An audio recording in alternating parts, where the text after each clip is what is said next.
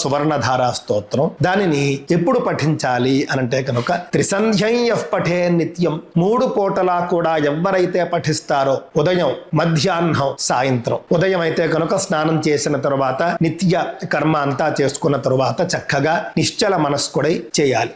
మధ్యాహ్నం భోజనానికి ముందు చేయాలి. సాయంత్రం స్నానం చేసిన తరువాత సంధ్యాకాలంలో చేయాలి. సూర్యాస్తమయం అయ్యి చుక్కలు రావడానికి మధ్యకాలం. ఈ 3 పూటలా కూడా ఎవరైతే చేస్తారో త్రిసంధ్యం యః పఠేన్ నిత్యం స కుబేర సమో భవేత్, అతడు కుబేర సమానుడవుతాడు. ఎంతకాలం చేయాలండి? కనీసం సంవత్సరం చేయవయ్యా, ఆ తర్వాత చూద్దాం. రోజూ చేసుకుంటూనే ఉండండి, పోయేదేముంది.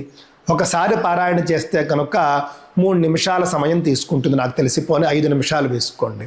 ఆ విధంగా ఉదయం స్నానం చేసిన తర్వాత పరిశుద్ధుడై ఉతికిన బట్టలు కట్టుకుని, ఆడవాళ్ళైతే పరిశుద్ధురాలై ఉతికినటువంటి బట్టలు కట్టుకుని ఆసనం వేసుకుని పంచపాత్ర అక్షతలో పెట్టుకుని, ఖచ్చితంగా ఆడైనా మగైనా బొట్టు పెట్టుకుని తీరాలి, కుంకుమ బొట్టు పెట్టుకుని తీరాలి. ఆడవాళ్ళైతే కనుక పువ్వులు కూడా పెట్టుకోవాలి.